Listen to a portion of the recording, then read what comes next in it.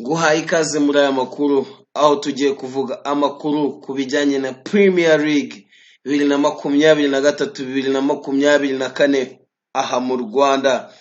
Nyuma y'ikipe ya Rayon Sport yatangiye itsinda Gasogi United ibitego 2-1 kuwa gatanu tariki ya 18 Kanama 2023. Shampiyona ya Rwanda Premier League yakomereje hakinwa n'ubundi imikino y'umunsi wa mbere.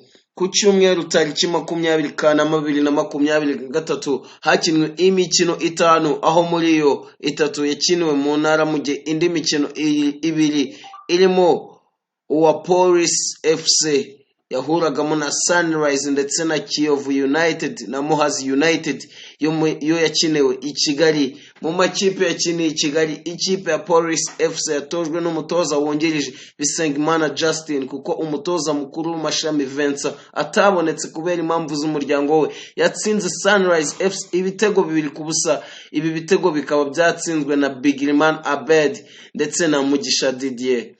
Undi mukino wabereye i Kigali no wahuje ikipe ya Kiyovu Sport aho yanganyijemo na Muhazi United 0-0. Uyu mukino kandi Kiyovu Sport yakinye ifite abakinyi bake kuko ku ntebe y'abasimbura hariho 5 gusa.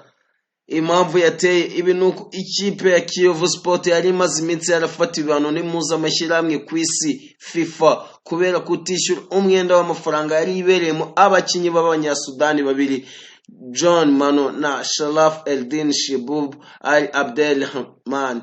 Nyuma yo gukomorerwa muri iki cyumweru dusoje, hakurikiyeho gahunda yo gusaba ibyangombwa by'abakinyi bashya ITC International Transfer Certificates. Mu ntara y'Uburengerazuba habereye umukino wahuje ikipe Etincelle na Gorilla FC aho uyu mukino warangiye amakipe yombi anganyije 1-1. Igitego cya Niyonsenga Ibrahim ku munota wa 41 wishyuraga icyari cyatsinzwe na Edashola Adeyaga Johnson wa Gorilla FC.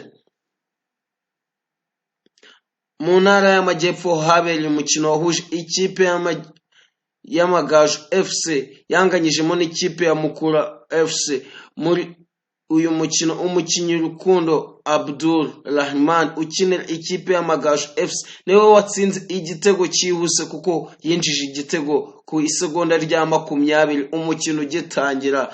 Mu ntara y'Iburasirazuba kuri stade ya Ngoma habereye undi mukino wahuje ikipe Etoile de l'Est na Musanze FC aho uyu mukino warangiye Musanze itsinze Etoile ibitego 4-1.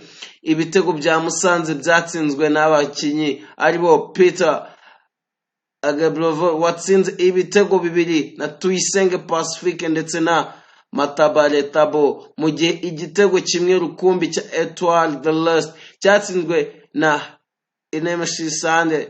Shampiyona irakomeza kuri uyu wa mbere aho ikipe AS Kigali yakira iya Bugesera muri Kigali Pele Stadium.